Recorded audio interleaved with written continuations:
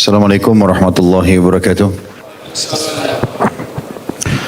Alhamdulillah, selalu saja kita memuji Allah yang kita yakin Dia Maha melihat, Maha mendengar dan Maha mengetahui apapun yang kita fikirkan, yang kita niatkan dan seluruh gerak-gerik kehidupan kita.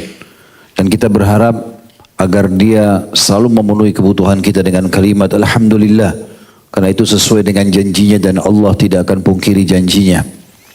Juga kita panjatkan salawat dan taslim, salam hormat kita kepada manusia yang telah membawa kepada kita hukum halal haramnya Allah, sehingga kita punya panduan hidup, tahu mana boleh dan tidak boleh, dan tentunya ini akan membawa kepada keselamatan dunia dan juga akhirat. Dan mengucapkan salam hormat kepadanya akan dibalas oleh Allah 10 kali tambahan rahmat, yang kita tahu rahmat Allah sangat luas, masuk dalamnya adalah pengampunan dosa, peninggian derajat dan pemenuhan segala kebutuhan. Maka sangat wajar setelah memuji Allah, Alhamdulillah, kita selalu membacakan salawat dan taslim kepada Nabi besar Muhammad sallallahu alaihi wasallam. Seperti Akh Marwan tadi bilang, mudah-mudahan insyaAllah pertemuan kita ke depan tetap diberkahi oleh Allah subhanahu wa ta'ala. Memang sempat saya melalui masa-masa kemarin kurang sehat, tapi manusiawi. Nabi-nabi juga sakit, semua orang sakit. Dan mungkin Allah subhanahu wa ta'ala memang ingin lebih memberikan pelajaran kepada saya bagaimana nikmat kesehatan. Karena selama ini belum pernah saya dirawat di rumah sakit, baru kemarin. Ya. Ternyata begitu juga rasanya, saya bisa rasakan orang diinfus seperti apa. Ya. Kemudian dijenguk oleh orang lagi sakit. Alhamdulillah selama ini 43 tahun tidak pernah saya dirawat, baru kemarin. Alhamdulillah ala kulli hal. Itu sangat baik dan kita ambil pelajaran. Yang tadinya saya penuh dengan aktivitas akhirnya harus diam di atas ranjang. Aneh juga sebenarnya gitu ya. Tapi alhamdulillah ala kulli hal. Dan juga gelombang kehidupan terus berjalan, fitnah segala macam yang terjadi, ya, perusakan citra, macam-macam yang saya temukan berita-berita, tidak masalah. Kita berjalan di atas hukum Allah subhanahu wa ta'ala. Ya. Tapi sayang sekali kalau ada orang-orang yang menyebarluaskan informasi yang tidak benar, kemudian mereka tidak meng-cross check dan memastikan, kemudian langsung memvonis, ini semua hal yang salah sekali. Ya. Saya tidak tahu kalau orang-orang ini hidup di zaman Nabi SAW dan melihat di dalam majlis Nabi ada kaum munafikin. Kalau ada kamera di zaman itu bagaimana? Ya. Apa yang mereka mau tanggapin kira-kira? Kita seperti harus hidup eksklusif. Tidak boleh bertemu sama fulan, tidak boleh bicara sama fulan. Kaum muslimin. Mungkin kita bertemu untuk memberikan nasihat, untuk memberikan masukan. Tidak selamanya harus divonis buruk. Tapi subhanallah penyakit di majelis ilmu, saya lihat syaitan tidak bisa menggoda lagi dengan masalah perzinahan, dengan masalah yang lain. Ya difitnah di masalah taharruz atau di memasukkan permusuhan di antara kaum muslimin. Allahul musta'an. Baik, kita lanjutkan bahasan kita Minhajul Muslim, dan kita masih dalam bab yang mulia, bab solat. Dan kita masuk ke materi keempat, masalah hal-hal yang diwajibkan dalam solat, yang disunnahkan, yang dimakruhkan, yang membatalkan, dan yang dibolehkan di dalamnya. Dan ini kelebihan yang diberikan oleh Allah SWT kepada Syekh Abu Bakar Jazair rahimahullah, belum merincikan dengan sangat detail, sehingga kita tidak samar lagi, mana yang wajib dalam solat, mana yang sunnah, mana yang makruh, mana yang membatalkan solat. Ya. Dimulai dengan hal-hal yang diwajibkan dalam solat. Artinya tidak boleh luput dan ini bisa berdosa kalau tidak dilakukan. Yang pertama beliau mengatakan berdiri dalam solat fardu bagi yang mampu melakukannya. Jadi tidak sah solat fardu yang dikerjakan sambil duduk bagi seseorang yang mampu berdiri. Karena Allah menekankan masalah itu dalam surah Al-Baqarah ayat 238. Yang bunyinya a'udzubillahi minasyaitonirrajim wa qumu lillahi qanitin. Dan berdirilah karena Allah dalam salatmu dengan khusyuk. Ya, qumu dari kata-kata qama yang berarti berdiri. Dan ini fi'lul amr, kata perintah dari Allah, berarti menunjukkan wajibnya. Karena untuk melihat itu sesuatu perintah itu wajib atau tidak karena adanya kata perintah. Begitu juga pada saat meninggalkannya diikuti dengan ancaman. Maka dia berarti hukumnya wajib. Juga berdasarkan sabda Rasulullah SAW tentang wajibnya berdiri bagi yang mampu, yang ditujukan kepada sahabat yang mulia Imran ibn Husain radhiyallahu anhu. Salli qa'ima fa in lam tastati' fa qa'ida fa in lam tastati' fa 'ala jamb. Salatlah kamu sambil berdiri. Jika kamu tidak mampu, maka salatlah kamu sambil duduk. Jika kamu tidak mampu, maka salatlah kamu sambil berbaring. Hadis ini sahih riwayat Bukhari nomor 117. Ini menandakan berarti harus berdiri dulu, diprioritaskan semampu mungkin. Dan berdiri dalam sholat ini bagian daripada sifat qanit, yang berarti salah satu ciri kekhusyuan seseorang. Bahkan Nabi alaihi salatu wassalam itu kalau sholat berdiri sampai kaki beliau pecah-pecah karena lamahnya berdiri. Dan para salafus saleh dari sahabat dan tabi'in, mereka kalau sudah berdiri dalam sholat, mereka seperti batang pohon yang kekar atau yang kokoh, tidak bergerak. Sampai seseorang di antara mereka, jazakallahu khair, disengat dahinya dengan lebah berdarah, mereka tidak bergerak. Ya, seseorang di antara mereka menghadapi panasnya kebakaran di sekitar rumahnya, mereka tetap sholat dengan tenang, seakan-akan tidak ada kebakaran tersebut, karena sudah qanit, khusyuk kepada Allah Subhanahu Wa Taala pada saat mereka berdiri. Dan termasuk sunnah Nabi Sallallahu Alaihi Wasallam, makin lama berdiri makin baik. Terutama kalau lagi sholat sendirian. Ya, Nabi SAW seringkali kalau sholat malam membaca di satu rakaatnya sampai 5 juz, 6 juz. Ya. Dari Al-Baqarah sampai An-Nisa, baru beliau ruku. Kemudian yang kedua, niat. Yaitu ketetapan hati untuk melaksanakan sholat yang telah ditentukan. Ya. Sesuai dengan sabda Nabi SAW di hadis yang masyhur, innamal a'malu binniyat. Sesungguhnya amal itu tergantung pada niatnya. Hadis riwayat Bukhari nomor 1. Dan ini sudah kita sebutkan ya. Khilaf di antara ulama tentang masalah niat. Yang disepakati tidak ada khilaf adalah niat dalam hati. Itu sudah disepakati. Siapapun yang sholat atau melakukan ibadah harus diikuti dengan niat dalam hatinya. Tinggal khilaf apakah niat itu harus ada lafaz khusus atau tidak. Ya, pendapat jumhur ulama Imam Ahmad, Imam Malik, Abu Hanifah mengatakan tidak harus ada lafaz khusus. Begitu kita sudah masuk masjid, tadinya memang sudah tahu mau sholat isya, dia takbir Allahu Akbar, sudah dianggap dia niat sholat isya, karena nggak mungkin dia niat untuk sholat maghrib. Sudah jelas dia akan masuk untuk isya misalnya.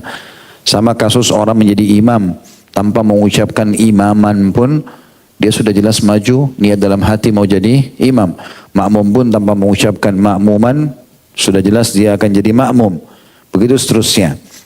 Dan Imam Syafi'i rahimahullah mengkhususkan mengatakan perlu penguatan niat dalam hati dengan lisan, tapi khusus bagi orang yang ragu saja. Kalau orang tidak ragu nggak perlu, gitu kan?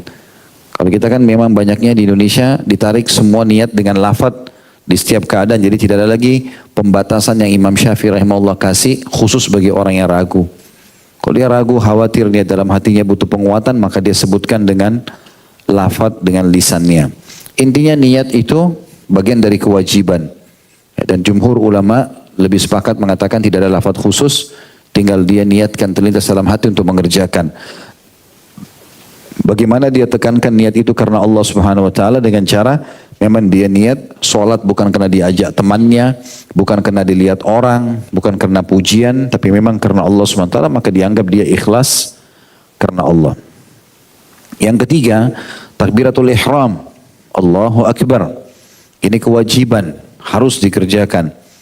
Yaitu mengucapkan lafaz Allahu Akbar, Allah Maha Besar, berdasarkan sabda Rasulullah SAW, miftahus salati tuhur, wa tahrimuhat takbir, wa tahliluhat taslim. Kunci pembuka solat adalah bersuci, berwudu, baru bisa solat. Pengharamannya mulai tidak boleh beraktivitas selain aktivitas solat adalah takbiratul ihram. Pas Allahu Akbar, maka tidak boleh lagi ada bacaan, tidak boleh ada ucapan, tidak boleh ada gerakan kecuali salat. Makanya dikatakan pengharamannya takbir. Dan penghalalannya adalah salam. Sudah boleh ngobrol, sudah boleh makan setelah salam. Penghalalannya salam. Hadis ini hadis yang sahih diriwayatkan Abu Daud nomor 61.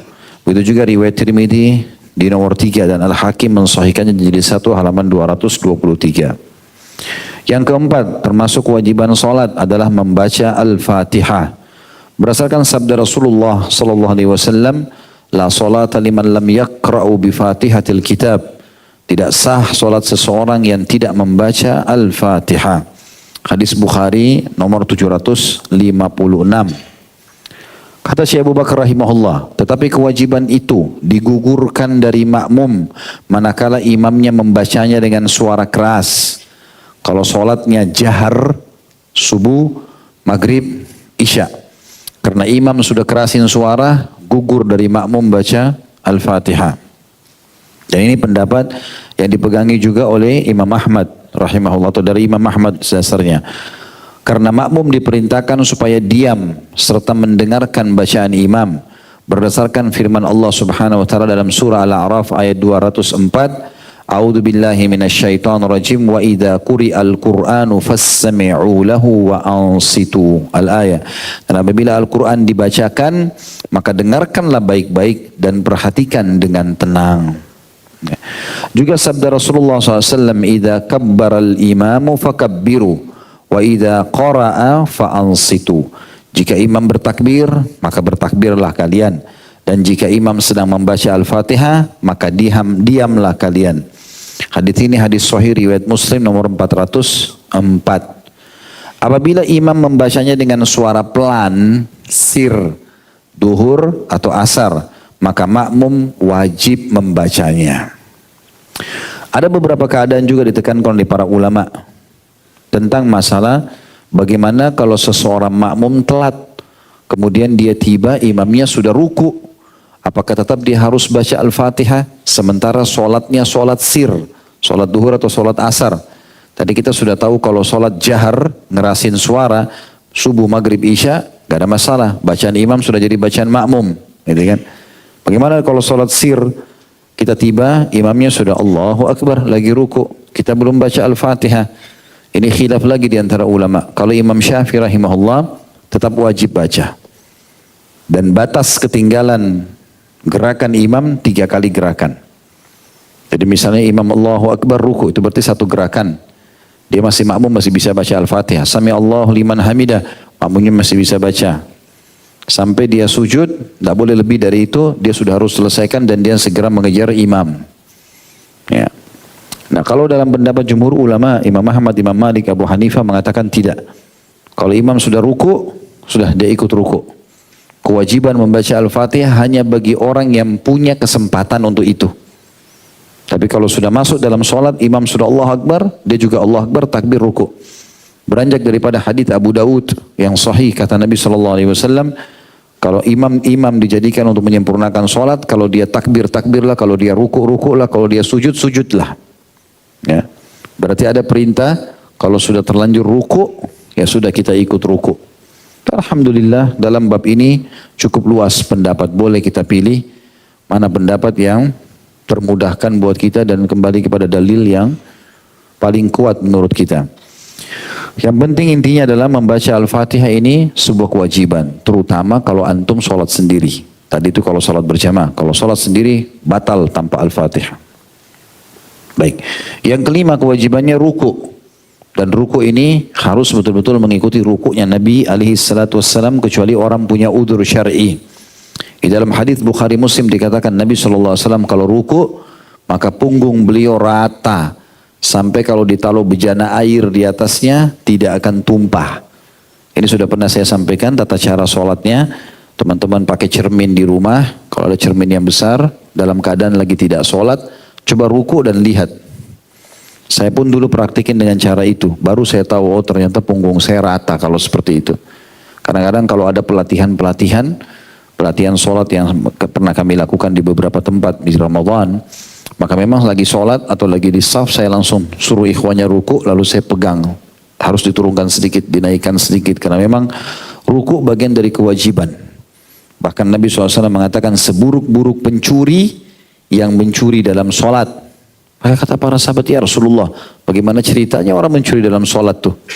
Kata Nabi SAW, dia tidak memberikan hak ruku dan sujud, artinya buru-buru. Karena ini kewajiban, makanya tidak boleh. Jadi bukan hanya sekedar ruku. Ada orang ruku, kepalanya terlalu ke bawah. Ada orang ruku, kepalanya terlalu ke atas. Ada orang ruku, ininya juga yang naik misalnya. Maka ini memang diratakan. Caranya memang harus kita belajar melihat di cermin. Biasanya otot-otot bagian belakang terasa tertarik dan tubuh tertarik ke depan. Dan ini juga masuk dalam bab kesehatan. Ya. Subhanallah, banyak sekali sekarang penyakit terobati dengan terapi gerakan sholat. Dengan sedikit menahan bagian ruku, sedikit menahan bagian sujud, itu sangat membantu untuk melonggarkan kembali otot-otot yang kejang di tubuh kita. Baik, kemudian selanjutnya yang ke-8, bangkit dari ruku atau i'tidal, sami Allahu liman hamidah. Ini juga kewajiban. Berdasarkan sabda Rasulullah SAW yang ditujukan kepada seseorang yang mengerjakan sholat dengan buruk. Thumarka' hatta tatma'inna raki'a, thumarfa' hatta ta'dila qa'ima. Kamu ruku hingga kamu tumaknina, tenang dalam rukukmu. Setelah tenang, setelah selesai bacaan, lalu bangkitlah hingga kamu i'tidal dengan berdiri tegak. Hadis ini diriwayatkan Imam Bukhari nomor 757. Ada pesan penting sini teman-teman. Usahakan, dan memang harus seperti itu. Setiap kali kita sholat, target kita, sholat ini harus yang terbaik. Dan yakinkan dalam hati kalau kita akan menerima pahalanya. Kalau tidak, nanti kita akan lalai. Kita akan anggap sudah sholat seperti store kewajiban saja. Tapi kalau antum tanamkan di benak antum, sholat ini akan saya terima pahalanya hari kiamat, setiap gerakannya akan ada nilai pahala, setiap bacanya akan ada nilai pahala, maka antum akan kerjakan dengan sebaik mungkin. Maka ini harus menjadi target. Selanjutnya yang ke-7, sujud. Dan sujud ini juga wajib dikerjakan dengan 7 anggota tubuh. Sebagaimana sabda Nabi SAW, umirtu an asjuda li sab'ati a'dha. Aku diperintahkan sujud dengan 7 anggota tubuh. Dahi sama hidung 1, 2 telapak tangan 1, 2, 3. Kedua lutut 4, 5. Kemudian kedua telapak kaki 6, 7. Ya. Dan ini harus wajib. Semuanya diletakkan di tanah dengan gerakan yang benar. Tentu larangan-larangan dalam sujud seperti kata Abdullah bin Mas'ud radhiyallahu anhu, kami dilarang sujud oleh Nabi SAW seperti anjing yang sedang duduk, maka harus dihindari. Biasanya sikunya tersentuh di tanah, kemudian sikunya tersentuh dengan perutnya. Begitu kalau anjing duduk, itu harus dihindari. Maka berarti lawannya adalah siku dijauhkan dari tulang rusuk. Ya, kemudian juga siku dijauhkan dari perut dan juga paha. Kecuali kalau kita sholat berjamaah, kita posisikan secukupnya. Jangan berantem dalam sholat. Ya. Ini kan sunnah. Salah, bukan begitu. Tapi kalau lagi sholat sendiri, iya. Disunnahkan kita melebarkan dari tulang-tulang rusuk supaya tidak sama dengan duduknya anjing tadi. Kemudian termasuk juga wajib yang ke-8 selain sujud adalah bangkit dari sujud, duduk di antara 2 sujud. Berdasarkan sabda Rasulullah SAW ditujukan kepada seseorang yang mengerjakan sholat dengan buruk. Ini maksudnya orang yang mengerjakan sholat dengan buruk, memang begitu judul hadisnya ya. Musi'us sholah. Ada sahabat sholat buru-buru. Allah Akbar, Allah Akbar, Allah Akbar. Maka diistilahkan dalam hadis musi'us sholah, orang yang buruk sholatnya. Makanya terjemahannya juga begitu. Nasihat Nabi SAW untuk orang yang mengerjakan sholat yang dengan buruk. Sahabat itu memang gak disebutin namanya waktu itu. Nabi SAW bilang sama dia, "Thumasjud hatta tatma'inna sajida, thumarfa' hatta tatma'inna jalisa." Kemudian sujudlah engkau hingga kamu merasa tumaknina, tenang dalam keadaan sujud. Tenang, sudah letakkan seluruh anggota tubuh, baru lisannya mengucapkan. Ya, letakkan semua anggota tubuh dulu, dahi sudah turun di tempat sujud, tangannya semua sudah terasa nyaman, subhana rabbiyal a'la. Jangan lagi gerakan, mulutnya juga sudah ngomong. Ini baru dari i'tidal, baru Allahu Akbar, subhana rabbiyal a'la wa bihamdi. Ini kepala belum sampai subhana rabbiyal a'la. Gimana model dia nih? Makanya tubuh dulu, semuanya tubuh dulu.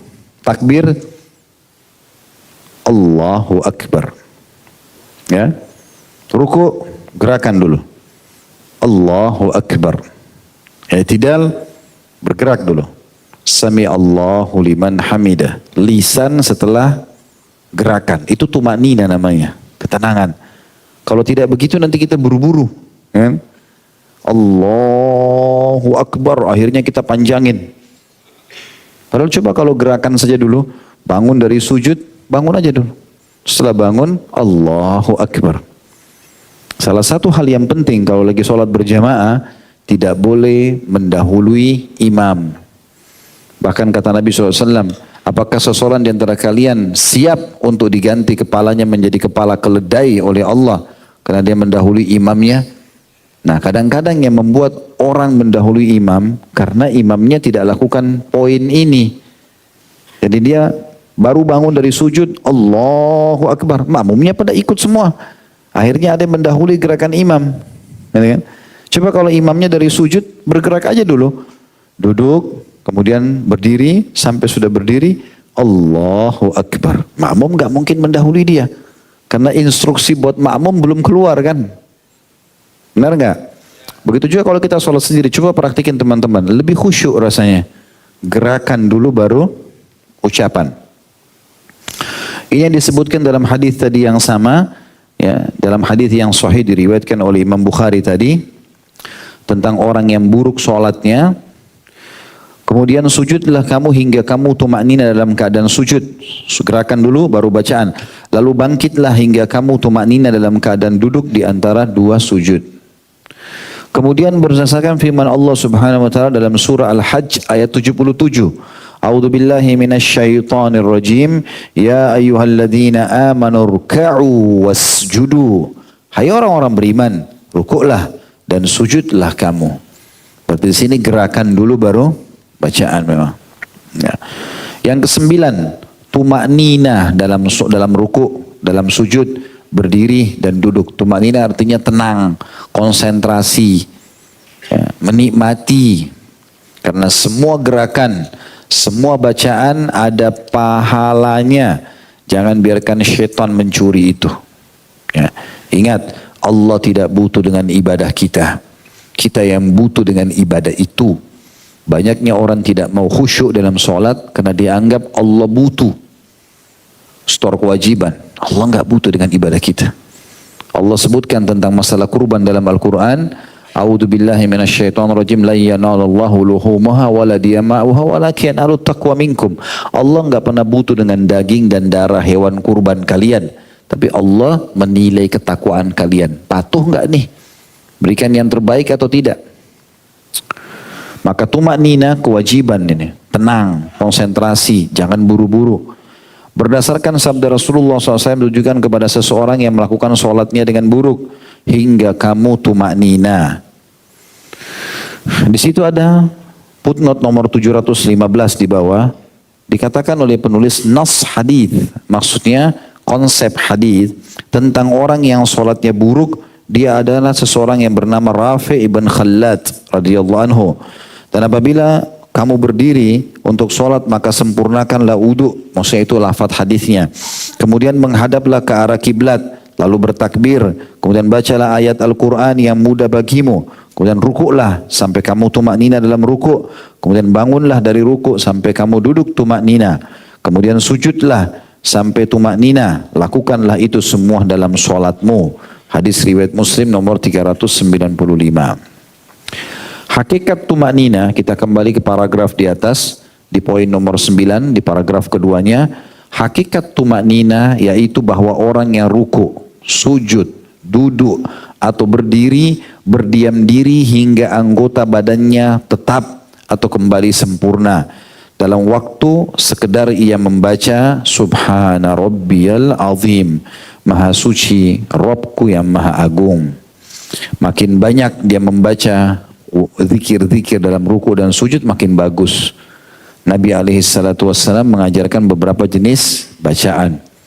Subhana Rabbil Azim, Subhana Rabbil Azim wa bihamdi, Subuhun Kudusun Rabbul Malaikati war Ruh, Subhanallahi dzil jabarut, Subhana dzil jabarut wal malakut wal kibriyai wal azama, Subhanakallahumma bihamdika Allahumma gfirli. Seorang muslim dianjurkan untuk membaca ini minimal satu kali, bisa 3 sampai 11 kali. Ya. Dan kita memang saatnya teman-teman sekalian untuk mengembangkan kualitas dari ibadah. setelah kita istiqomah di ibadah itu. Jadi misalnya kita sudah kerjakan duha 2 rakaat, sebelum pindah ke 4 rakaat, coba tingkatkan kualitasnya. Kalau bacaan Subhanarabbil Azim cuma 3 kali, kita baca sampai 10 sampai 11 kali. Ada riwayat yang menjelaskan Nabi SAW pernah membaca 10 sampai 11 kali. Makin ragam bacaan itu maka makin bagus. Kita variasikan.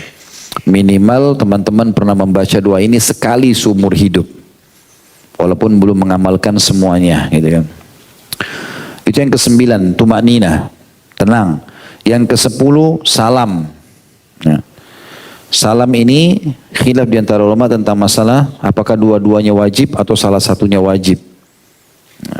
Ada ulama yang mengatakan dua-dua wajib. Artinya Assalamualaikum warahmatullah, Assalamualaikum warahmatullah baru dianggap sah sholatnya. Ada pendapat juga mengatakan tidak. Yang wajib yang pertama, yang kedua sunnah.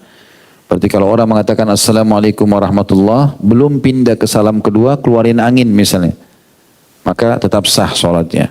Ini khilaf di antara ulama tentang masalah itu. Tapi yang disepakati, salam pertama wajib. Tinggal khilaf masalah salam kedua. Tapi mengucapkan salam hukumnya wajib. Yang ke-11, duduk untuk salam. Pembaca tahiyat maksudnya. Jadi tidak boleh keluar dari sholat tanpa salam.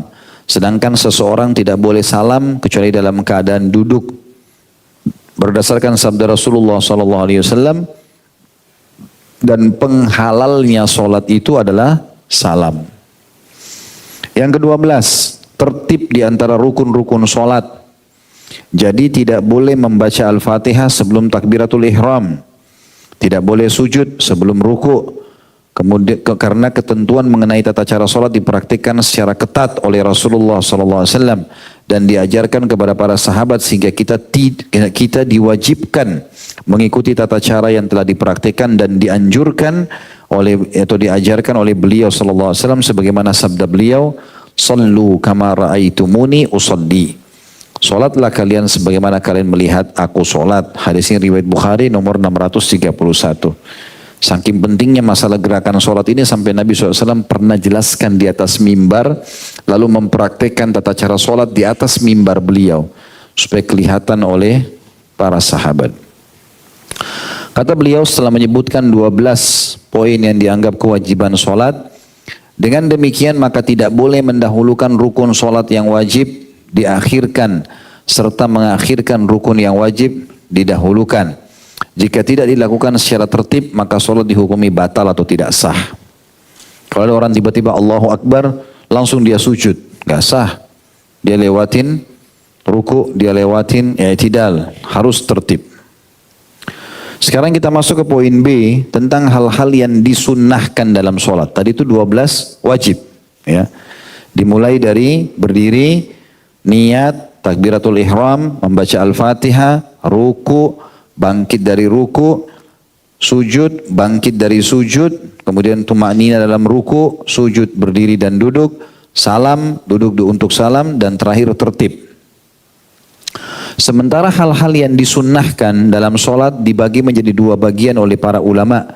Ada namanya sunnah muakkadah, sunnah yang sangat ditekankan, dan sunnah gairu muakkadah. Artinya dianjurkan tapi tidak ada penekanan keutamaan yang besar sekali. Kalau yang sunnah muakkadah sangat ditekankan dan keutamanya besar, yang pertama membaca surah atau sesuatu dari Al-Quran seperti membaca 1 ayat atau 2 ayat setelah membaca Al-Fatihah pada sholat subuh dan pada 2 rakaat pertama dari sholat duhur, asar, maghrib dan isya. Berdasarkan sebuah riwayat bahwasanya Rasulullah SAW membaca Ummul Kitab atau Al-Fatihah dan 2 surah pada 2 rakaat pertama sholat duhur. Sedangkan pada 2 rakaat terakhir beliau hanya membaca Ummul Kitab atau Al-Fatihah. Terkadang beliau memperdengarkan kepada mereka 1 ayat. Hadits ini riwayat Bukhari nomor 759 dan Muslim 451. Jadi kalau teman-teman sholat lebih dari 2 rakaat, seperti duhur, asar, isya 4 rakaat, maghrib juga 3 rakaat, maka rakaat pertama, rakaat kedua, sunnahnya setelah baca Al-Fatihah baca surah. Rakaat ketiga, rakaat keempat baca Al-Fatihah saja, tidak ada lagi surah. Makanya biasa kita temukan kalau sholat duhur di rakaat ketiga, rakaat keempat, imamnya lebih cepat. Karena cuma baca Al-Fatihah saja. Itu sunnah Nabi alaihi salatu wassalam. Dan membaca surah ini minimal 1 ayat, maksimalnya bebas. Tapi ada satu hal yang dititipberatkan oleh para ulama sesuai dengan hadis Muadz bin Jabal radhiyallahu anhu tentang kalau seseorang menjadi imam dia harus memahami keadaan audiens atau para makmum. Kalau para makmumnya itu umum, masih awam, nggak boleh dia panjang-panjang baca surahnya. Ya, betul-betul dia harus memahami masalah itu. Makanya hadis Muadz bin Jabal radhiyallahu anhu beliau sholat panjang sekali bacanya. Maka ada satu anak muda datang masjid, dia punya hajat, dia sholat lama benar di Muadz nih. Berhenti dia tiba-tiba, sholat sendiri di belakang. Dia salam, dia keluar dari masjid. Habis salam ada jemaah yang datang dari belakang. Muadz, tadi itu ada orang begini. Oh, munafik tuh. Langsung divonis munafik, gitu kan. Kok bisa orang lagi sholat berhenti sholat sendiri? Kan tidak masuk di akal gitu. Berjamaah ditinggalin, pahalanya besar. Dilaporlah kepada Nabi SAW. Maka Nabi SAW malah tegur Muadz. Mengatakan, afattanun anta ya Muadz. Apa kau ini penyebar fitnah hai Muadz? Mana kau dari sabbihisma rabbikal a'la? Ya, surah-surah pendek kali berjamaah. Karena kau tidak tahu mungkin di situ ada orang tua, ada orang sakit, ada orang punya hajat. Gitu kan? Jadi pemudahlah. Tapi kalau lagi sholat sendiri baca sepuasmu. Kata Nabi SAW. Baca sepuasmu. Ada orang kadang-kadang tidak mengerti, sudah suaranya tidak bagus, baca ayat lagi 100 rakaat, 100 ayat, di sholat maghrib lagi. La haula wa la quwata illa billah. Ada orang juga terlalu berlebihan. Baca rakaat pertama inna ata'ina, rakaat kedua wal asr. Orang sudah jauh-jauh datang mau dengerin ayat, cuma 3 ayat saja dibaca. Itu pun Masya Allah, inna ata'ina wal qasr. Oh, luar biasa. Nggak ada tumanina. Ini juga terlalu berlebihan. Ya. Jadi harusnya di tengah-tengah lah. Nabi berikan pilihan Muadz, sabbihisma rabbikal a'la. Boleh pilih tabbat yada. Walaupun boleh wal asr dan inna ataina. Tapi kalau antum setiap maghrib baca ini terus, gitu kan? Nggak ada variasi 30 tahun jadi imam. Ya. Malaikat sudah tahu, oh ini dia baca sebentar. Nggak ada yang baru. Jadi nggak usah repot-repot. Ya. Baik, yang kedua, sunnahnya membaca Sami Allahu liman hamida Rabbana walakal hamd. Segala puji bagi Allah, semoga Allah mendengar pujian yang memujinya. Wahai Rabb, bagimu segala puji. Bagi imam, kata beliau, dan orang yang sholat sendirian, sedangkan makmum membaca Rabbana walakal hamd. Tentu ini bagi imam. Kalau imam lagi sholat berjamaah, imamnya bilang Sami Allahu liman hamidah. Makmum tidak usah ikut-ikut bilang Sami Allah liman hamidah. Kita sebagai makmum cuma bilang Rabbana walakal hamd. Ya Rabb kami segala puji bagimu. Karena dia sudah mewakili kita. Kalau imam bilang Sami Allahu liman hamidah, Allah telah mendengar orang yang memujinya, kita tugasnya cuma tinggal memuji. Rabbana walakal hamd. Tuhan kami segala puji bagimu. Jadi tidak usah diulangi kalimat Sami Allahu liman hamidah. Kecuali kita sholat sendiri, kita punya anjuran untuk membacanya. Hal ini berdasarkan hadis yang diriwayatkan Abu Hurairah radhiyallahu anhu bahwasanya Nabi SAW membaca Sami Allahu liman hamidah. Allah mendengar kepada siapapun yang memujinya. Ketika beliau mengangkat lambungnya dari ruku dan ketika berdiri beliau membaca Rabbana walakal hamd.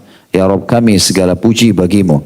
Hadis riwayat Bukhari nomor 789 dan Imam Muslim 392. Juga berdasarkan sabda Rasulullah SAW, "Idza qala al-imamu sami Allahu liman hamida, faqulu Allahumma rabbana walakal hamd." Jika imam kalian mengucapkan sami Allahu liman hamida, sesungguhnya Allah mendengar orang yang memujinya, hendaklah kalian semua makmum membaca Allahumma rabbana walakal hamd. Ya Tuhan kami, segala puji bagimu. Hadis ini sahih riwayat Muslim nomor 409.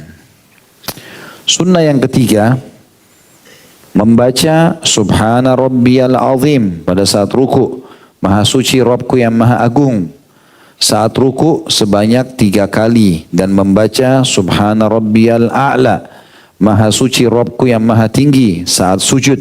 Berdasarkan sabda Rasulullah SAW ketika turun firman Allah yang maha suci dan maha pemurah Dalam surah Al-Waqi'ah ayat 74. A'udzu billahi minasyaitonir rajim fasabbih bismi rabbikal azim. Maha suci, maka sucikanlah nama Rabbmu yang maha agung. Juga kata Nabi SAW, ij'aluha fi ruku'ikum. Jadikanlah ayat ini, fasabbih bismi rabbikal azim atau subhana rabbiyal azim. Jadikanlah ayat ini dalam rukuk kalian. Ketika turun firman Allah SWT surah Al-A'la ayat 1, sabbihisma rabbikal a'la, ya, sesungguhnya sucikanlah nama Tuhanmu yang maha tinggi, maka Nabi SAW bersabda, ij'aluha fi sujudikum. Jadikan ayat ini sebagai bacaan dalam sujud kalian. Hadis ini riwayat Ahmad nomor 16.961, Abu Dawud 869 dengan sanad yang baik. Kemudian yang keempat, membaca takbir intiqal atau takbir perpindahan dari satu rukun ke rukun yang lainnya, yaitu dari berdiri ke sujud dan dari sujud ke duduk dan dari duduk ke berdiri, di mana bacaan ini didengar dari Nabi SAW. Ya. Misalnya kita mau sujud dari i'tidal lagi berdiri, Allahu Akbar, sujud. Ya. Kemudian juga duduk di antara dua sujud, Allahu Akbar. Itu juga pada saat mau berdiri ke rakaat kedua, Allahu Akbar. Ini dikenal dengan takbir intikal. Nah, ini semua hukumnya sunnah. Yang kelima, tasyahud pertama, tasyahud kedua, serta duduk untuk melakukan keduanya. Ini hukumnya sunnah. Jadi mengucapkan asyhadu an la ilaha illallah, at-tahiyatu lillah, wassalawatu wattayyibat dan seterusnya, ya. Kemudian membaca yang keenam, ya. Tasyahud berarti mengucapkan tasyahud berarti duduk untuk menggerakkan jari. Yang keenam mengucapkan kalimat tasyahud, at-tahiyatu lillah, wassalawatu wattayyibat, assalamu alayka ayuhan nabi wa rahmatullahi wa barakatuh, assalamu alayna wa ala ibadillahi salihin, asyhadu an la ilaha illallah wahdahu la syarika la wa asyhadu anna muhammadan abduhu wa rasuluh. Segala penghormatan hanya milik Allah, juga segala pengagungan dan kebaikan. Semoga kesejahteraan dicurahkan kepadamu wahai Nabi, begitu juga rahmat Allah dan keberkahannya. Kesejahteraan semoga dicurahkan kepada kami dan hamba-hamba Allah yang saleh. Aku bersaksi bahwasanya tidak ada Tuhan yang berhak disembah melainkan Allah semata, tidak ada sekutu baginya, dan aku pun bersaksi bahwasanya Muhammad adalah hamba juga utusannya. Kalimat tahiyat ini disebutkan dalam riwayat Bukhari nomor 1202 dan Imam Muslim 402. Kemudian yang ketujuh, termasuk dalam sunnah muakkadah yang sangat ditekankan, membaca Al-Fatihah serta surah dengan suara lantang atau keras dalam solat yang bacaan Al-Fatihah serta surahnya dibaca dengan suara keras, yaitu pada 2 rakaat pertama solat maghrib dan 2 rakaat pertama solat isya, juga 2 rakaat solat subuh, dan dibaca dengan suara pelan pada selain itu. Sunnah ini, ya. Kalau saya solat maghrib, Ustaz, suara saya kecil, cuma saya yang dengar, boleh. Karena mengeraskannya hukumnya sunnah. Tapi kalau antum sholat berjamaah, ini imamnya seharusnya mengeraskan suara supaya makmumnya mendengar sebagaimana disunnahkan oleh Nabi SAW. Yang kedelapan, membaca Al-Fatihah serta surah dengan suara pelan dalam sholat yang bacaan Al-Fatihah serta surahnya dibaca dengan suara pelan. Nah, artinya termasuk sunnah dengan mengecilkan suara di sholat duhur dan asar. Ketentuan di atas berlaku dalam solat fardu atau wajib, sedangkan dalam solat nafilah atau sunnah, maka disunnahkan untuk membacanya dengan suara pelan pada solat sunnah yang dikerjakan pada siang hari, dan disunnahkan dibaca dengan suara keras pada solat sunnah yang dikerjakan pada malam hari, kecuali jika dikhawatirkan akan mengganggu orang lain dengan bacaannya itu, sehingga dalam keadaan demikian maka disunnahkan baginya untuk membacanya dengan suara pelan. Kalau kita solat sunnah, semua solat sunnah, kalau siang hari mau duhur, mau duha, mau qabliyah duhur, qabliyah ba'diyah duhur, qabliyah asar, ya ini semua dikerjakan dengan mengecilkan suara. Termasuk sebagian ulama mengatakan qabliyah dan ba'diyah maghrib juga masuk. Tapi kalau di malam hari seperti tahajud disunnahkan mengeraskan suara. Kecuali tadi dikatakan kalau sampai mengganggu orang, gitu ya. Ada riwayat pernah Nabi SAW melewati rumah Abu Bakar, dia lagi sholat tahajud, suaranya kecil. Sebelah rumahnya Abu Bakar, rumahnya Umar. Umar lagi kerasin suara. Begitu sholat subuh di masjid, Nabi SAW tanya Abu Bakar, kenapa kau kecilin suaramu tadi malam waktu saya lewat kau lagi tahajud? Dia bilang, ya Rasulullah, saya tahu siapa yang sedang saya ajak ngobrol. Artinya saya bicara sama Tuhan saya, maha mendengar, gak perlu teriak-teriak. Ditanya Umar, kenapa kau keraskan suaramu Umar? Biar tetangga saya bangun sholat ya Rasulullah. Maka Nabi SAW bilang kepada Abu Bakar, angkat suaramu sedikit. Dibilangi sama Umar, kecilkan suaramu sedikit. Artinya tetap harus ada suara, anjuran mengejaskan suara supaya ngantuknya hilang, ya. Karena kalau sudah lampunya remang-remang, udaranya dingin, tutup mata, suaranya baca dalam hati, habislah semua. Baik, selanjutnya ini yang ketawa-ketawa tahu diri rupanya, ya. Kemudian selanjutnya yang ke-9. Ada di situ tulisannya sudah. Yang ke-8, yang ke-9 sekarang membaca salawat atas Nabi SAW dalam tasyahud akhir yang dibaca setelah membaca tasyahud. Allahumma salli ala Muhammadin wa ala ali Muhammadin kama sallaita ala Ibrahim wa ala ali Ibrahim wa barik ala Muhammadin wa ala ali Muhammadin kama barakta ala Ibrahim wa ala ali Ibrahim fil alamin innaka Hamidum Majid. Ya Allah, curahkanlah rahmat kepada Muhammad dan keluarganya alaihi wassalatu wassalam sebagaimana engkau telah merahmati Ibrahim dan keluarganya alaihi wassalatu wassalam, dan berikanlah keberkahan kepada Muhammad dan keluarganya sebagaimana engkau telah memberkahi Ibrahim dan keluarganya, sesungguhnya engkau maha terpuji lagi maha agung di seluruh alam. Hadis ini riwayat Muslim nomor 405. Ini semua sunnah-sunnah muakkadah, sunnah yang sangat ditekankan, ada 9 poin. Kalau kita ulangi secara umum, membaca surah setelah Al-Fatihah, kemudian membaca Sami Allah liman hamidah, Rabbana walakal hamd bagi imam, dan bagi makmum Rabbana walakal hamd. Kemudian juga sunnah yang ketiga dalam membaca Subhana Rabbiyal Azim dan Subhana Rabbiyal A'la, masing-masing minimal 1 kali, bisa sampai 3 dan 11 kali. Yang keempat membaca takbir intiqal, Allahu Akbar pada saat sujud, Allahu Akbar pada saat duduk di antara 2 sujud, Allahu Akbar pada saat berdiri ke rakaat yang setelahnya. Yang kelima, tasyahud pertama, tasyahud kedua, serta duduk untuk melakukan keduanya, duduk tasyahudnya. Kemudian yang keenam membaca doa tasyahud, at-tahiyatu lillah wassalawatu sampai akhir. Yang ketujuh membaca Al-Fatihah dengan suara lantang dalam sholat yang bacaan Al-Fatihahnya dikeraskan. Seperti 2 rakaat pertama maghrib, 2 rakaat pertama isya dengan 2 rakaat subuh. Kemudian membaca suara pelan yang ke-8 Al-Fatihahnya kalau di sholat yang dasarnya memang dipelankan seperti sholat duhur dan asar. Yang ke-9 membaca salawat kepada Nabi SAW sebagaimana sudah kita sebutkan lafadznya tadi. Kita masuk sekarang yang sunnah gairu muakkadah. Sunnah tapi penekanannya tidak seperti keutamaan ke-9 poin yang pertama tadi. Yang pertama di sini yang gairu muakkadah tetap dianjurkan untuk dibaca, membaca doa iftitah. Dan doa iftitah ada banyak sekali contohnya.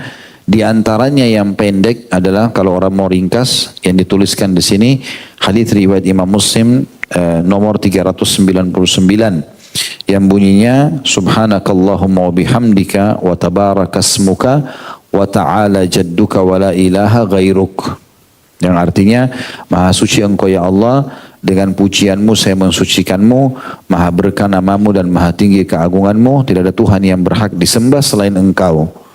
Ini teman-teman usahakan hafal lafaz-lafaznya ya. Ada banyak doa iftitah, ada 6 atau 7 doa macam doa iftitah. Kalau bisa dihafal semua lalu divariasikan, terutama kalau lagi sholat sunnah kayak tahajud, duha, kita lagi waktu lowong, bisa kita perpanjang sebagai bentuk kedekatan kepada Allah SWT. Kita bisa membaca beberapa jenis doa iftitah. Yang kedua, membaca ta'awudz atau a'udzu billahi minasyaitonir rajim, hanya saja ini khusus pada rakaat pertama, dan membaca basmalah pada setiap rakaat dengan suara pelan. Hal ini berdasarkan firman Allah Subhanahu wa taala dalam surah An-Nahl ayat 98. A'udzu billahi minasyaitonir rajim, fa idza qara'tal qur'ana fasta'id billahi minasyaitonir rajim. Apabila kamu mulai membaca Al-Qur'an, maka hendaklah kamu meminta perlindungan kepada Allah dari syaitan yang terkutuk. Ya, dan ini lebih cenderung pendapat jumhur ulama ditekankan di rakaat pertama saja. Khusus rakaat pertama sebelum baca Al-Fatihah kita bilang a'udzubillahi minasyaitonirrajim, bismillahirrahmanirrahim, baru kita baca Al-Fatihah. Di rakaat kedua, rakaat ketiga baca Al-Fatihah cukup langsung bismillah dan seterusnya. Jadi ta'awudz hanya di rakaat pertama saja. Itu juga sunnahnya yang dicontohkan oleh Nabi SAW dalam membaca Al-Fatihah, termasuk dalam sholat yang jahar, yang kerasin suara. Seperti 2 rakaat maghrib, 2 rakaat pertama maghrib, 2 rakaat pertama isya, dan 2 rakaat subuh. Ini Nabi SAW lebih mengecilkan basmalahnya dibandingkan Al-Fatihah atau Alhamdulillahirrabbilalamin sampai akhir. Ya, para sahabat bisa membedakan. Bismillahnya Nabi SAW ada tapi kecil. Lalu kemudian Alhamdulillahirrabbilalamin mulai besar sampai waladhdallin. Ini juga sunnah. Ya. Kemudian yang ketiga, mengangkat kedua tangan sejajar dengan kedua bahu. Ketika takbiratul ihram, ketika ruku, ketika bangkit dari ruku, sami Allahu liman hamidah maksudnya, serta atau i'tidal, serta ketika berdiri dari rakaat yang kedua. Hal ini berdasarkan penuturan Ibnu Umar radhiyallahu anhu bahwasanya ketika Nabi SAW berdiri hendak melaksanakan sholat, maka beliau mengangkat kedua tangannya hingga sejajar dengan kedua bahunya. Ya. Lalu beliau bertakbir, Allahu Akbar. Kemudian ketika hendak ruku, maka beliau juga mengangkat kedua tangannya seperti yang dilakukan pada saat takbiratul ihram. Begitu juga pada saat mengangkat kepalanya bangkit dari ruku, sami Allahu liman hamidah. Beliau mengangkat juga tangannya. Maka beliau mengangkat kedua tangannya sebagaimana dilakukan sebelumnya, seraya beliau membaca sami Allahu liman hamidah, Rabbana walakal hamd. Allah mendengar orang yang memujinya, ya Allah bagimu segala pujian. Disebutkan dalam hadis Bukhari nomor 735 dan Imam Muslim 390. Yang keempat, membaca kalimat amin setelah membaca Al-Fatihah. Hal itu berdasarkan sebuah riwayat bahwa saat Nabi SAW membaca Siratal ladzina an'amta alaihim ghairil maghdubi alaihim waladdallin, Al-Fatihah ayat 7, yaitu jalan orang-orang yang telah engkau beri nikmat kepada mereka, bukan jalan orang yang engkau murkahi dan bukan pula jalan yang orang-orang yang sesat. Maka beliau membaca amin dengan memanjangkan suaranya. Hadis ini riwayat Tirmidzi nomor 248 dan menghasankannya. Juga Nabi SAW bersabda dalam hadis yang lain, "Idza qala al-imamu ghairil maghdubi alaihim waladdallin faqulu amin fa inna man wafaqa qawluhu qawlal malaikati ghufira lahu ma taqaddama min dhanbi." Jika imam membaca kalimat ghairil maghdubi alaihim waladdallin, bukan orang-orang yang engkau murkahi dari kaum Yahudi dan orang yang sesat dari kaum Nasrani, hendaklah kamu mengucapkan amin, artinya terimalah ya Allah. Karena sungguhnya siapa yang ucapannya bersamaan dengan ucapan malaikat, siapa yang ucapan aminnya bersamaan dengan ucapan malaikat, berarti malaikat juga lagi membaca di situ, sungguh atau niscaya diampuni dosa-dosanya yang dilakukannya pada masa lalu. Hadis ini sahih riwayat Bukhari nomor 782. Jangan dianggap remeh kalimat amin ini ya. Kata Nabi SAW, tidak ada sesuatu yang lebih Yahudi cemburu pada kalian dibandingkan perkataan kalian di belakang imam amin pada saat mengatakan ghairil maghdubi alaihim waladdallin, dan juga dikatakan pada saat bersin. Pada saat bersin lalu kita memuji Allah, maka ini juga membuat mereka cemburu. Yang kelima, memanjangkan bacaan surah setelah Al-Fatihah dalam sholat subuh, memendekkannya dalam sholat asar dan sholat maghrib, serta pertengahan atau sedang dalam sholat isya dan duhur.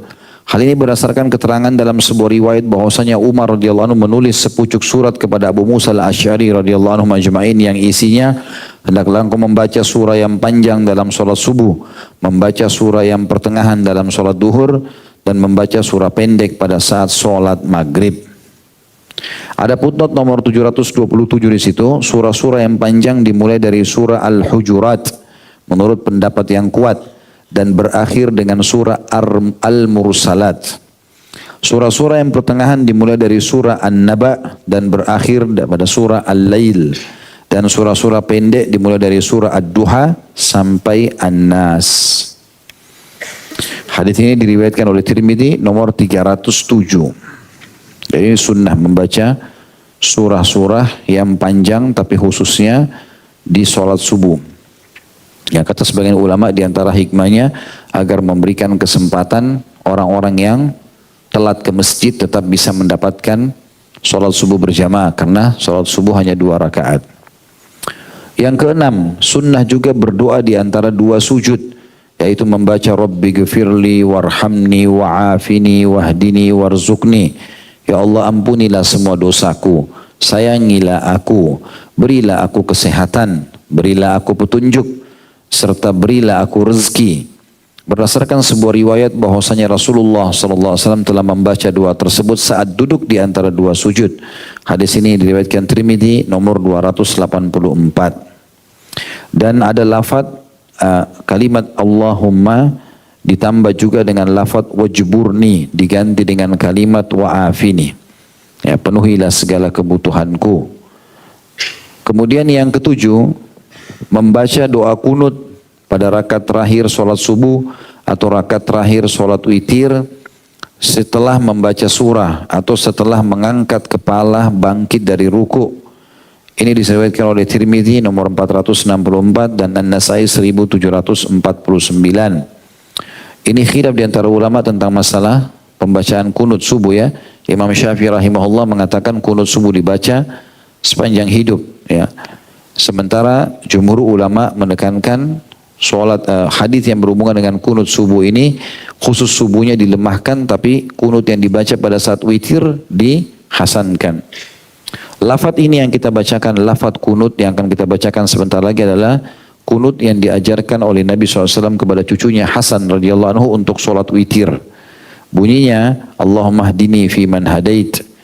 Ya Allah, berikanlah aku petunjuk bersamaan dengan orang-orang yang kau beri petunjuk. Wa'afini fi man afait, dan berilah aku kesehatan sebagaimana engkau telah memberikan kesehatan kepada orang-orang yang sehat. Wa tawallani fi man tawallait, dan berilah aku perlindungan sebagaimana orang-orang yang telah engkau berikan perlindungan.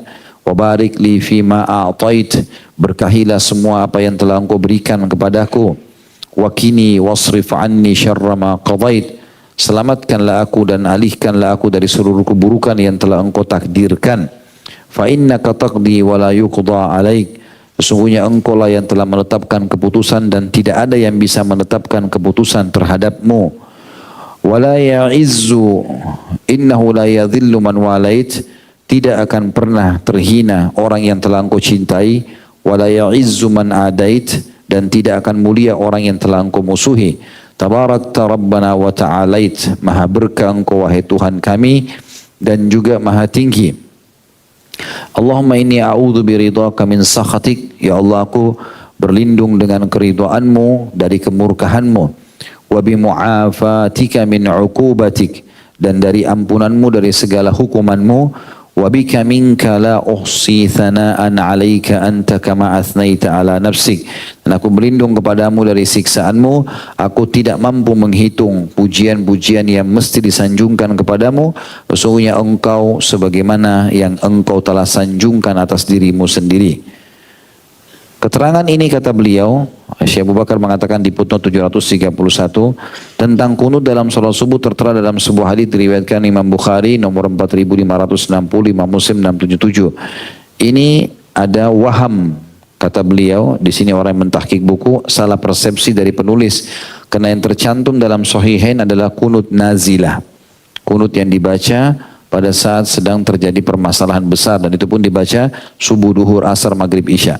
Sedangkan kunut dalam sholat witir tertera dalam sebuah hadits diriwayatkan oleh Tirmidzi nomor 464 dan sejumlah penulis as-sunan seperti Abi Dawud nomor 1425, An-Nasai 1745. Kemudian yang kedelapan, ya, tata cara duduk yang diriwayatkan dari Rasulullah SAW dalam sholat adalah duduk iftirash pada beberapa duduk dan duduk tawarruk pada duduk yang terakhir. Ini tentu disebutkan kalau makna iftirash adalah duduk seperti di antara dua sujud. Iftirash menjadikan telapak kaki kiri sebagai tempat duduk. Sementara tawarruk Warak artinya bokong yang diletakkan di tanah. Kata beliau, duduk iftirash adalah duduk di atas telapak kaki kiri dan menegakkan kaki kanan. Sementara duduk tawarruk adalah duduk dengan menjadikan telapak kaki kiri berada di atas paha kanan, meletakkan bokong di atas tempat duduk, menegakkan kaki kanan, meletakkan tangan kiri di atas lutut kiri dan merenggangkan jari-jarinya dan mengepalkan seluruh jari tangan kanan serta berisyarat dengan jari telunjuk sambil menggerakkannya saat membaca tasyahud. Berdasarkan sebuah riwayat bahwasanya jika Nabi SAW duduk ketika tasyahud, maka beliau meletakkan tangan kanannya di atas paha kanan dan tangan kirinya di atas paha kirinya dan berisyarat dengan jari telunjuknya serta pandangan matanya tidak melewati isyarat jari telunjuknya. Ini diriwayatkan Imam Muslim nomor 580.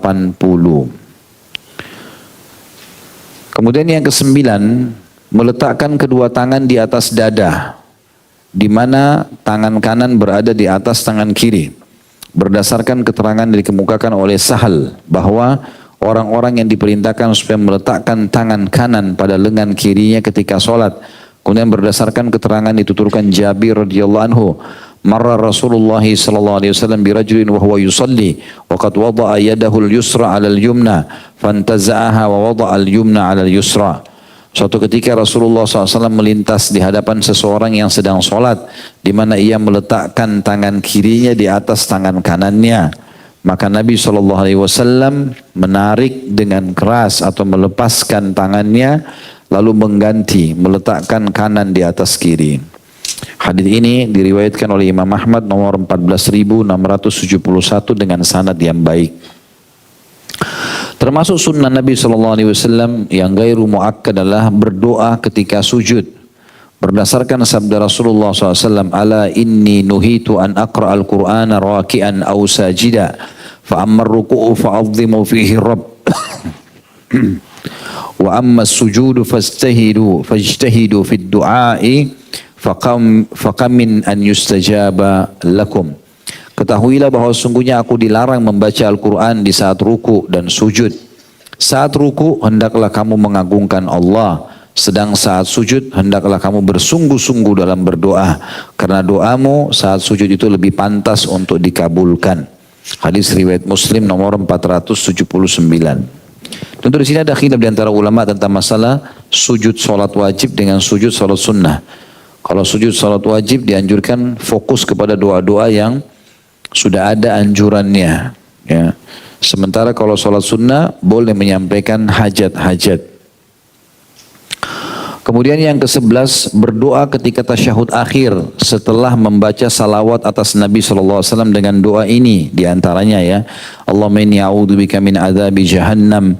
Ya Allah, aku berlindung kepadamu dari azab neraka jahannam, wa min adzabil qabr, dan siksa kubur, wa min fitnatil mahya wal mamat, dan dari fitnah kehidupan dan fitnah kematian.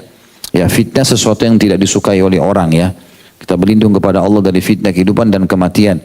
Wa min syarri fitnatil masihid dajjal, dan selamatkanlah aku dari keburukan fitnahnya masihid dajjal. Hal tersebut berdasarkan sabda Rasulullah SAW, idza fariga ahadukum min at-tasyahhudil akhir falyata'awwad billahi min arba'ah. Allahumma inni a'udzubika min adzabi jahannam ila akhirih. Jika salah seorang di antara kamu selesai membaca tasyahud akhir, hendaklah ia memohon perlindungan kepada Allah dari 4 perkara. Di antaranya, ya Allah, aku berlindung kepadamu dari azab neraka jahanam, dan seterusnya. Azab kubur, fitnah kehidupan dan kematian, dan juga fitnah masihid dajjal. Hadis ini riwayat Muslim nomor 588. Tentu ada 13 atau pada 23 macam doa sebelum salam, ya. Ini sudah sering saya titik beratkan, dan cukup banyak sekarang buku-buku yang menjual, memberikan keterangan tentang jenis-jenis doa yang dianjurkan dibaca sebelum salam. Yang ke-12, salam sambil menoleh ke sebelah kanan. Yang ke-13, salam yang kedua kali sambil menoleh ke sebelah kiri. Hal itu berdasarkan sebuah riwayat, anna Nabi sallallahu alaihi wasallam yusallimu an yamini wa an yasari hatta yura bayadu khaddihi. Bahwasanya Nabi SAW mengucapkan salam sambil menoleh ke sebelah kanan dan menoleh ke sebelah kiri hingga terlihat warna putih pipinya. Hadis ini riwayat Muslim nomor 582. Jadi mengucapkan salamnya wajib, menolehkan sunnah. Gitu. Kalau ada orang mengatakan Assalamualaikum warahmatullah, Assalamualaikum warahmatullah, sah saja. Dia sudah jalankan kewajiban. Tapi kalau dia mau tambah ekstra pahala, Assalamualaikum warahmatullah, Assalamualaikum warahmatullah. Ya. Karena di sini masuk, Syekh Abu Bakar rahimahullah masukkan di poin ke-13, sunnah muakkadah kalau seseorang itu menggerakkan, menolehkan kepalanya. Yang ke-14, sunnah ghairu muakkadah, berzikir dan berdoa setelah salam. Berdasarkan sejumlah hadis. Yang pertama adalah hadis Thauban radhiyallahu anhu, beliau berkata kebiasaan Nabi SAW setelah selesai solat maka beliau membaca istighfar sebanyak 3 kali. Astagfirullah, astagfirullah, astagfirullah. Kemudian beliau membaca Allahumma antas salam wa minkas salam tabarakta ya dzal jalali wal ikram. Ya Allah, engkau pemberi keselamatan, darimu keselamatan, engkau lah maha pemberi keberkahan, wahai zat pemilik keagungan dan kemuliaan.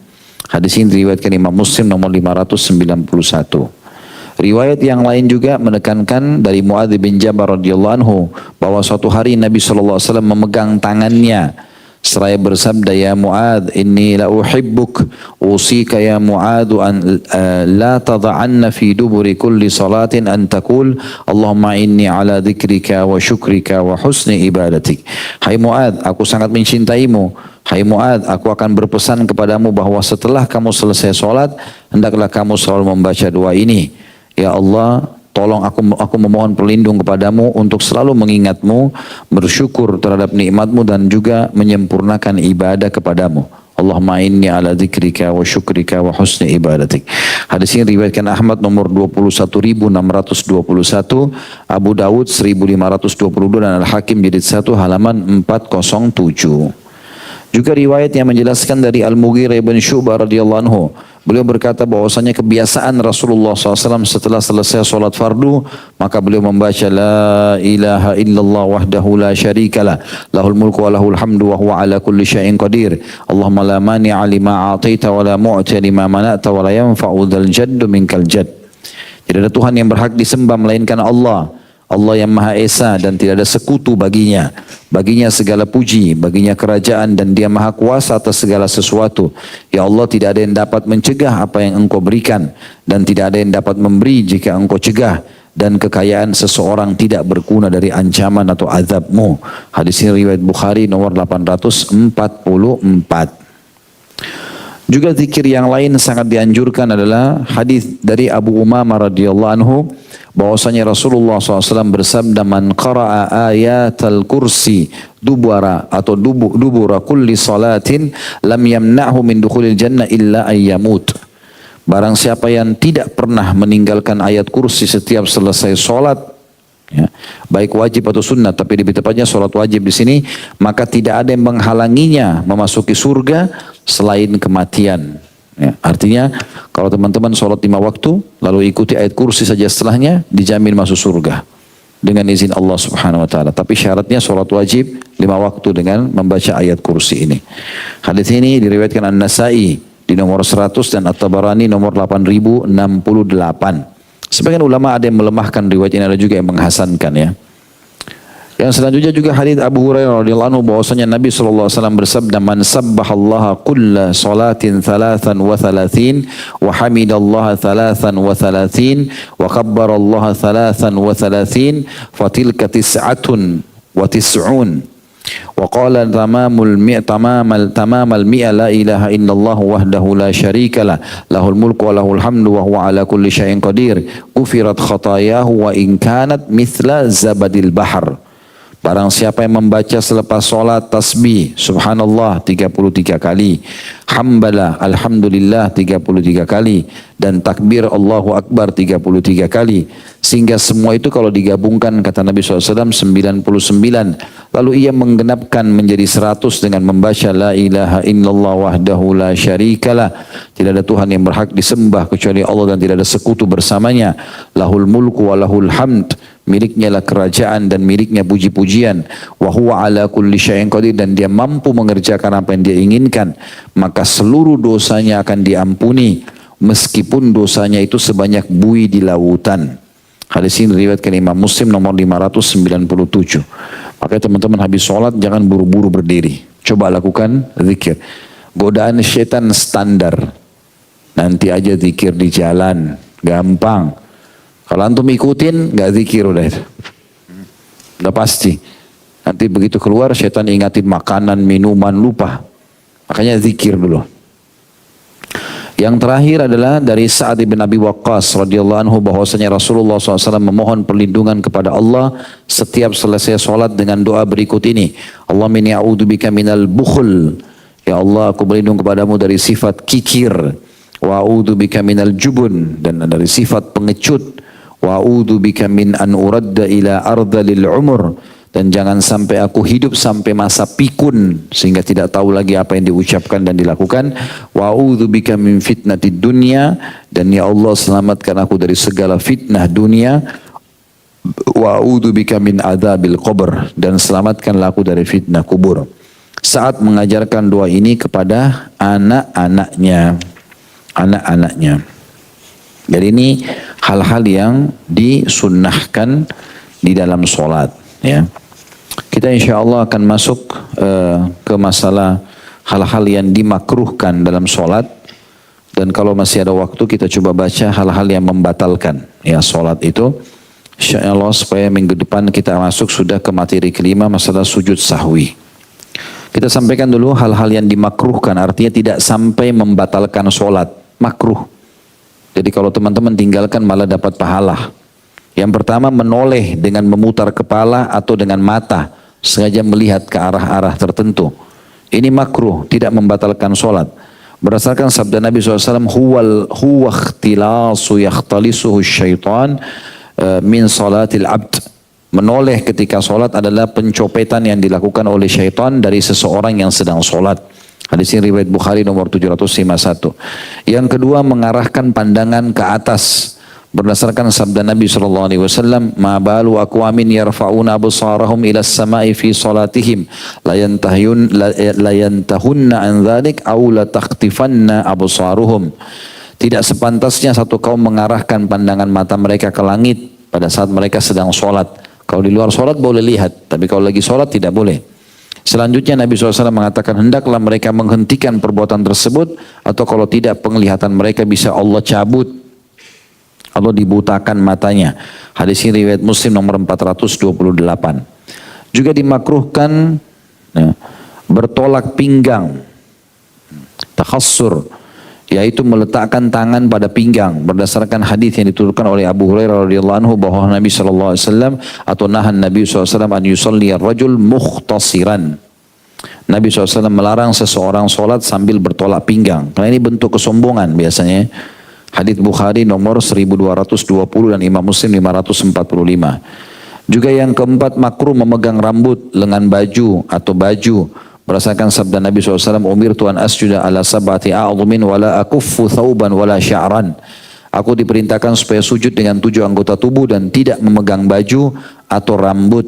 Hadis ini riwayat Muslim nomor 490. Kecuali darurat, bajunya memang harus dirapikan atau mungkin akan lepas atau apa saja, itu darurat. Kalau tidak maka tidak perlu. Ada orang sibuk dengan itu. Sibuk memperbaiki imamahnya, memperbaiki bajunya, apalah ya, ini semua kalau tidak diperlukan tidak boleh. Yang kelima, menjalinkan atau membunyikan jari-jari, sebagaimana dijelaskan dalam sebuah riwayat bahwa suatu ketika Rasulullah SAW melihat seseorang yang sedang sholat menjalinkan jari-jarinya sambil sholat dia bunyi-bunyikan, maka beliau bersabda, la tunaqqi' asabi'aka wa anta fis shalah, jangan kamu membunyikan jari-jarimu sementara kamu sedang sholat. Hadis ini diriwayatkan oleh Ibnu Majah nomor 965. Yang keenam, menyapu atau mengusap pasir yang menempel dari anggota sujud lebih dari 1 kali. Baik itu tempat sujudnya atau dahinya. Kalau sekali mungkin masih dibolehkan, lebih daripada itu hukumnya makruh. Berdasarkan sabda Nabi SAW, idza qama ahadukum ila sholati fala yamsahil hasa fa innar rahmata tuwajihu. Jika salah seorang di antara kalian menunaikan sholat, hendaklah ia tidak menyapu pasir yang menempel, karena rahmat Allah sedang diarahkan kepadanya. Hadis ini riwayat Abu Dawud nomor 945, Tirmidzi 379 dengan sanad sahih. Juga dalam riwayat lain Nabi SAW bersabda, in kunta fa'ilan famarratan wahidah. Kalau darurat kamu harus lakukan karena memang tempat sujudnya terlalu kotor atau di dahinya ada banyak yang melekat sesuatu yang dia memang merasa terganggu pada saat sujud lagi, kata Nabi jika kamu harus lakukan maka cukup 1 kali saja. Pernah juga dalam riwayat Bukhari dikatakan Muadz bin Jabal habis sholat ada debu di dahinya lalu dia bersihkan. Kata Nabi SAW, jangan kau bersihkan karena rahmat Allah sedang ada di situ. Yang ketujuh, melakukan perbuatan yang sia-sia, ini dimakruhkan. Segala sesuatu yang menyibukkan orang yang sholat dari sholatnya dan yang menghilangkan kehusyuannya, seperti mempermainkan jenggot atau pakaian atau melihat ke arah hiasan dinding dan lain-lain. Berdasarkan sabda Rasulullah SAW, uskunu fis sholah, berlaku tenanglah kamu dalam sholat. Hadis ini diriwayatkan Muslim nomor 430. Yang kedelapan, makruh membaca ayat Al-Quran ketika ruku dan sujud. Hal ini berdasarkan sabda Nabi SAW, nuhitu an aqra al-Qur'ana raki'an aw sajida. Aku dilarang membaca Al-Quran saat ruku dan sujud. Hadis ini riwayat Muslim nomor 479. Juga dimakruhkan menahan buang air kecil dan buang air besar. Ini ada hadisnya ya. Yang kata Nabi SAW, ya, janganlah kalian sholat sementara menahan 2 keburukan. Kebelet kencing atau kebelet buang air besar. Termasuk juga kebelet mengeluarkan angin. Maka ini harusnya diselesaikan. Nah, walaupun kita akan ketinggalan rakaat sholat, tetap saja tidak boleh sholat dalam kondisi seperti itu. Yang ke-10, beda kalau orang lagi sholat kemudian datang was-was itu ya. Itu beda. Karena Nabi SAW membedakan antara orang yang datang, orang yang baru mau sholat dalam kondisi kebelet itu dilarang oleh Nabi SAW. Kata Nabi SAW, jangan kalian sholat menahan 2 keburukan. Berarti sebelum sholat. Tapi kalau orang lagi sholat kemudian datang was-was syaitan, seperti perutnya kayak masuk angin, dia kayak seperti kebelet tiba-tiba tanpa sebab.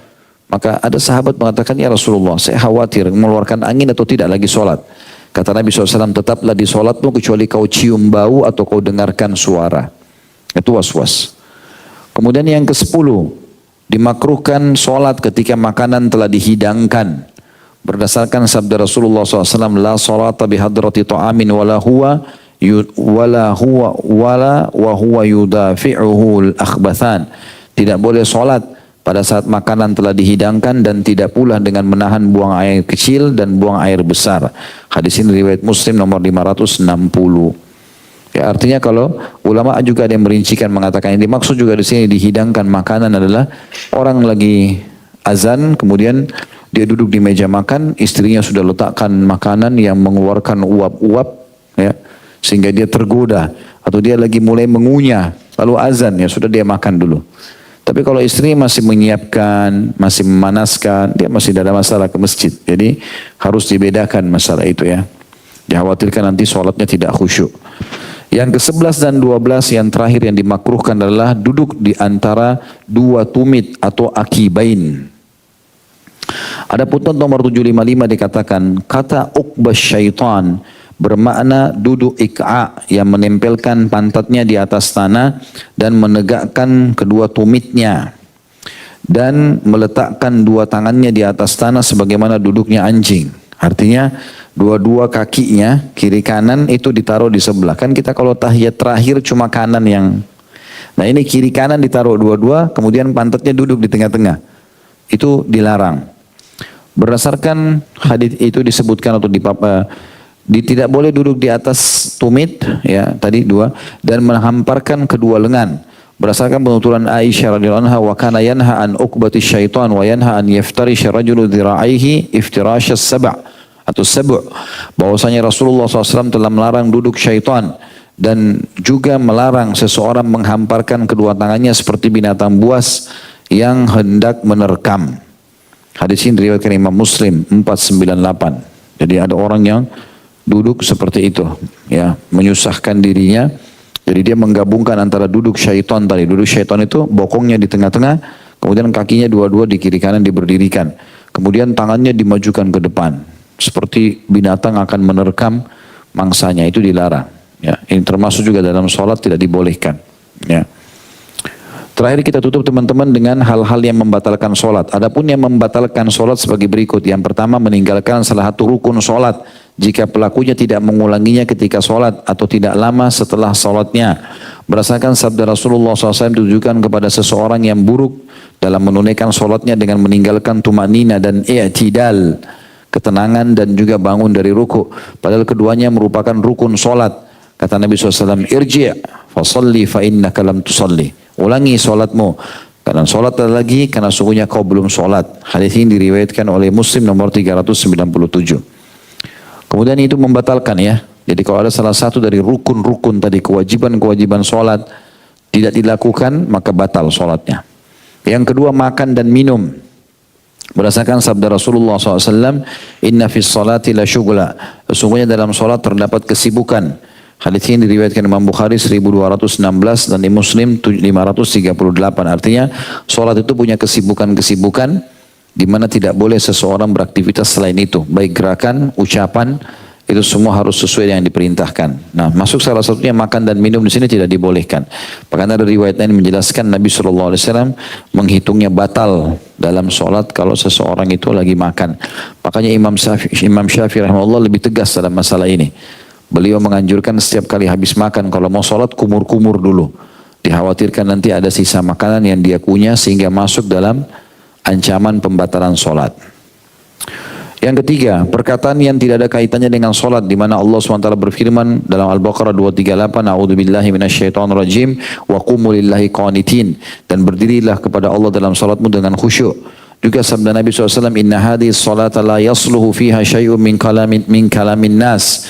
Sesungguhnya sholat ini ya, tidak pantas ada sedikit pun dari perkataan manusia. Hadis ini riwayat Muslim nomor 537. Tetapi jika perkataan itu ada kaitannya dengan sholat, misalnya seorang imam mengucapkan salam, lalu ia bertanya tentang kesempurnaan sholatnya. Jika dikatakan padanya bahwasanya sholatmu belum sempurna, maka ia harus menyelesaikannya. Atau saat imam minta diingatkan bacaannya kena lupa, kemudian makmum mengingatkannya, hal ini tidak menjadi masalah. Karena Rasulullah SAW juga pernah bertanya ketika sedang sholat. Sahabat Dhu Yadain juga pernah bertanya ketika sedang sholat. Tetapi sholat keduanya tidak batal. Dzul Yadain bertanya kepada Rasulullah SAW, apakah engkau lupa ataukah engkau mengqasarnya? Beliau menjawab, lam ansa wa lam tuqsar. Aku tidak lupa dan sholat juga tidak dikasar dalam dugaanku. Hadis ini diriwayatkan Bukhari nomor 482 dan Imam Muslim 573. Ini maksudnya adalah riwayat Dzul Yadain ini teman-teman. Nabi SAW pernah sholat asar, kemudian pada saat sholat tahiyat pertama, di rakaat pertama, ya di 2 rakaat pertama, Nabi SAW salam. Maka semua sahabat diam waktu itu, tidak ada yang tegur. Ada satu sahabat julukannya Dzul Yadain. Melihat waktu Nabi SAW habis zikir, tiba-tiba berdiri ke pintu masjid. Maka dia ikutin. Biasanya Nabi SAW memang tradisi begitu tradisi beliau memang biasa begitu. Alaihissalam. Habis sholat beliau berdiri di pintu gerbang masjid, selalu ada yang mau bertanya, ada yang punya hajat disampaikan sebelum beliau masuk ke rumah. Maka Dzul Yadain datang mengatakannya, ya Rasulullah, apakah anda lupa sholat atau memang turun hukum sholat asar sekarang dikasar dari 4 menjadi 2? Kata Nabi SAW, saya tidak lupa dan tidak dikasar. Nabi begitu yakin kalau tadi sudah 4. Kuasa Allah. Nabi SAW dibuat lupa begitu. Dalam riwayat lain, Nabi SAW pegang tangan Dzul Yadain lalu berkata, apakah benar yang dikatakan orang ini? Saya baru sholat 2 rakaat tadi. Mereka kebetulan belum bubar, mengatakan benar ya Rasulullah. Langsung Nabi SAW hadap kiblat, tambah 2 rakaat lagi. Semua makmum ikut. Setelah itu salam, baru kemudian Nabi SAW sujud sahwi. Karena kalau seseorang mengingat kesalahan sholatnya di dalam sholat, sujud sahwinya sebelum salam. Tapi kalau dia ingatnya, kayak tadi sudah bicara, sudah ngobrol, baru diingatkan tadi sholatmu baru 2 rakaat loh. Ini maghrib, maksudnya 3 rakaat. Dia sudah ngobrol, maka dia tambah 1 sujud sahwinya setelah salam. Tapi di sini pernah terjadi mereka ngobrol, tapi bukan maksud untuk memasukkan perkataan yang lain, tapi memang dalam kondisi lupa dan tidak tahu. Yang keempat, ini waswas syaitan, hati-hati tertawa dalam sholat, yaitu tertawa terbahak-bahak, bukan tertawa tersenyum. Kaum muslimin bersepakat bahwa orang yang tertawa ketika sholat maka sholatnya dihukumi batal. Bahkan sebagian ulama berpendapat bahwa wudunya pun dihukumi batal. di mana Nabi SAW bersabda, la tuqta'us salatal qusyur walakin yaqta'uhal qahqaha. Senyuman tidak membatalkan solat, tapi tertawa yang terbahak-bahak yang akan membatalkan. Diriwayatkan oleh At-Tabarani di nomor 999 dengan sanad yang tidak bermasalah. Tinggal 3 poin dari hal-hal yang membatalkan solat. Yang kelima, melakukan banyak gerakan selain gerakan-gerakan solat. Karena hal itu menafikan ibadah dan menyibukkan hati dan anggota tubuh dengan hal-hal di luar solat. Adapun melakukan gerakan yang sekedarnya seperti membetulkan sorban atau maju ke barisan untuk mengisi tempat yang kosong atau mengulurkan tangan pada sesuatu yang dilakukan dengan sekali gerakan, maka itu tidak membatalkan solat. Berdasarkan sebuah riwayat bahwa suatu ketika Rasulullah SAW solat sambil menggendong Umamah, cucunya, dan meletakkannya. Padahal saat itu beliau sedang mengimami orang-orang solat berjamaah. Hadis ini diriwayatkan Bukhari nomor 5996. Umamah yang dimaksud adalah putri Zainab, salah satu putri Rasulullah SAW atau cucu beliau. Dan Imam Bukhari meletakkan bab khusus, bab bolehnya menggendong anak pada saat sholat. Yang keenam, menambah rakaat dengan jumlah yang sama karena lupa. Misalnya, sholat duhur menjadi 8 rakaat, atau sholat maghrib menjadi 6 rakaat, atau sholat subuh menjadi 4 rakaat. Karena lupa yang sangat memungkinkan pelakunya untuk menambah jumlah rakaat solat hingga 2 kali lipat.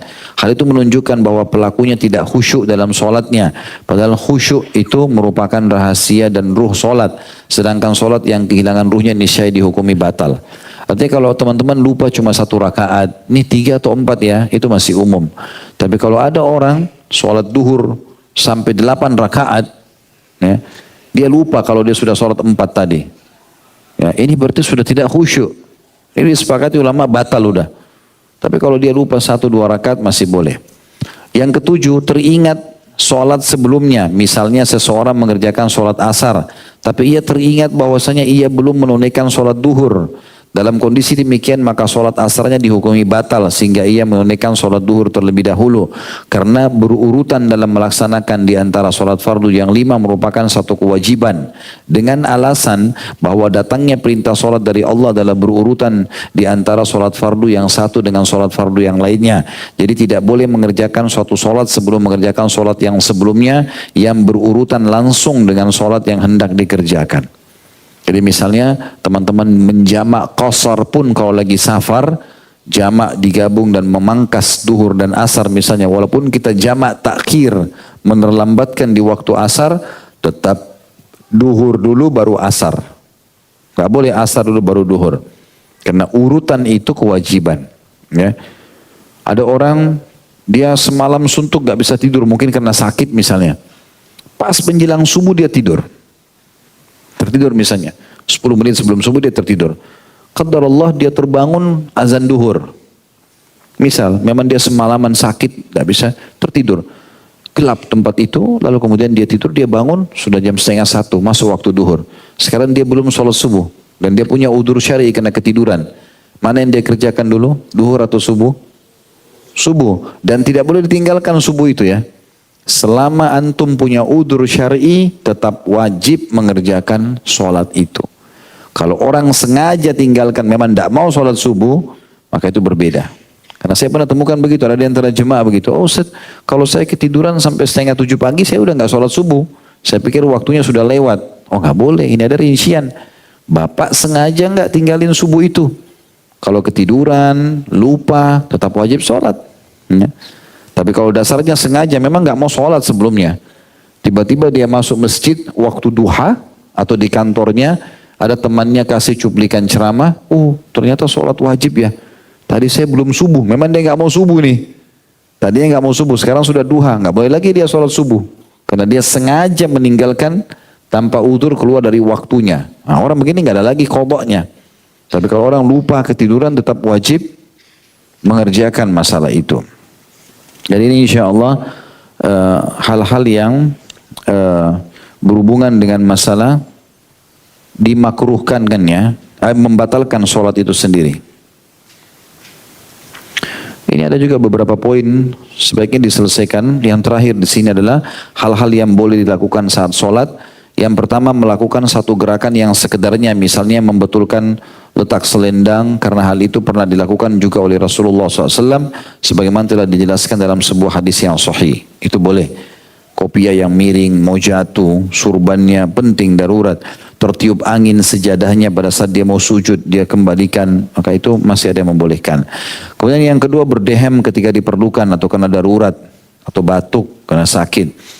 Yang ketiga, membetulkan posisi orang yang berada di satu saf barisan dengan menariknya ke saf depan atau menariknya ke saf belakang, atau memindahkan makmum dari sebelah kiri ke sebelah kanan, sebagaimana Rasulullah SAW telah memindahkan Ibnu Abbas dari sebelah kiri ke sebelah kanan ketika Ibnu Abbas ikut melaksanakan sholat malam di samping beliau, sebagaimana hadis Bukhari nomor 183 menjelaskan masalah itu. Ini boleh ya. Jadi kalau misalnya ada orang dia berdiri agak jauh, kita tarik ke sebelah kita lagi sholat, itu dibolehkan. Kemudian yang keempat, menguap dan meletakkan tangan di mulut. Kalau ngantuk sekali boleh, tetapi ditahan. Dalam hadis yang lain kata Nabi SAW, idza tatha'aba ahadukum falyada' yadu fi famihi. Kalau seseorang di antara kalian sedang menguap, tahan pakai tangannya. Dalam riwayat lain, tahan semampunya. Karena kalau dia biarkan menguap, dalam dua riwayat, riwayat pertama syaitan akan menertawakannya, dan yang kedua adalah syaitan akan masuk ke dalam tubuhnya sehingga menguasai fikirannya. Yang kelima, memulaikan bacaan bagi imam serta membaca tasbih untuknya pada saat lupa. Ini dibolehkan. Man-naba, kata Nabi SAW, man-nabahu syai'un fi salati falyakul subhanallah. Barang siapa yang dalam salatnya berjamaah terjadi sesuatu, maka hendaklah dia mengatakan subhanallah. Hadis ini riwayat Bukhari nomor 1218 dan Imam Muslim 421. Jadi ini kita boleh ingatkan imam, bacanya salah, gerakannya salah, subhanallah. Yang keenam, mendorong orang yang melintas di depannya. Ya, hal itu berdasarkan sabda Nabi SAW, kalau orang mau potong sutrah kita, antara kita dengan tempat sujud. Kata Nabi SAW, idza shalla ahadukum ila syai'in yasturuhu minan nas, fa idza arada ahadun an yajtaza baina biyadayhi falyadfa'hu, fa in aba falyuqatilhu fa innahu syaitan. Jika salah seorang di antara kalian sholat menghadap sesuatu atau sutra yang menghalanginya dari orang-orang, lalu jika seseorang hendak melintas di depannya, hendaklah ia mendorongnya. Jika orang itu enggan mundur, hendaklah ia mendorongnya lebih keras lagi, karena orang itu hakikatnya adalah syaitan. Hadis ini riwayat Bukhari nomor 509 dan Imam Muslim 505. Ini sudah pernah kita jelaskan di masalah sutra ya. Jadi antara kita dengan tempat sujud nggak boleh ada yang putuskan. Kalau ada yang putus kita harus tahan. Kalau dia ngotot lewat dipukul. Kalau sholatnya sendirian. Kalau sholat berjamaah yang harus melakukan hanya imam, makmum tidak ada masalah. Jadi tidak usah sholat berjamaah orang lewat kita main dorong. Itu hanya kalau sholat sendiri, karena yang melakukan itu imam. Termasuk yang dibolehkan membunuh ular atau kalajengking yang menuju ke arah orang yang sedang sholat dan bermaksud menyerangnya meskipun sedang sholat. Tidak usah dia batalkan. Kita lagi sholat, ada ular lewat, ada kalajengking lewat, pasti dia akan menyerang kita. Boleh kita tetap sholat, menendangnya, memukulnya gitu. Ya. Sesuai dengan sabda Nabi SAW, uqtulul aswadaini fis shalah al-hayyata wal aqrab. Bunuh dua binatang yang berwarna hitam meski sedang sholat, yaitu ular dan kalajengking. Hadis ini diriwayatkan Tirmidzi nomor 390 dan Abu Dawud juga nomor 921. Terutama kalajengking ya. Ular itu kadang-kadang masih lewat, tidak langsung menyerang. Kalau kalajengking itu pasti menyerang. Makanya pernah Nabi SAW disengat oleh kalajengking dalam hadis Bukhari. Lalu beliau marah dan mengatakan, sungguh Allah melaknat binatang ini karena dia betul-betul menyengat tanpa membedakan mana Nabi dan bukan Nabi. Ya, sampai Nabi SAW minta air, yang beliau taruh air garam dan beliau ruqyah, kemudian beliau rendam kakinya. Karena kena sengatan. Ya, kalajengking itu memang kalajengking itu berbahaya sekali. Itu termasuk 5 jenis hewan, salah satunya yang wajib untuk dibunuh walaupun di wilayah haram ya, maksudnya di Mekah dan Madinah ya. Ular, kalajengking, tikus, burung gagak yang dadanya putih, kemudian anjing buas dan burung raja wali. Riwayat lain juga menjelaskan cicak ya. Tapi kalajengking masuk di situ. Cuma khusus kalajengking dan ular kalau lagi sholat tetap boleh kita bunuh. Kemudian kita kembali sholat. Yang kedelapan, menggaruk badan dengan tangan. Ini masih dibolehkan karena perbuatan itu termasuk gerakan sekedarnya yang masih ditolerir kalau darurat. Ya. Yang kesembilan, memberi isyarat dengan telapak tangan kepada orang yang mengucapkan salam. Karena Rasulullah SAW melakukan itu. Hadis ini riwayat Tirmidzi nomor 368. Jadi kalau misalnya ada orang mengatakan Assalamualaikum, kita lagi sholat, kita berikan isyarat tangan. Kalau kita sedang sholat, gitulah. Nanti setelah salam baru kita menjawab ya salam tersebut. Allahu alam. Sampai ketemu insyaallah saya akan datang. Semoga bermanfaat. Subhanakallahumma bihamdika asyhadu an la ilaha illa anta astaghfiruka wa atubu ilaik. Wassalamualaikum warahmatullahi wabarakatuh.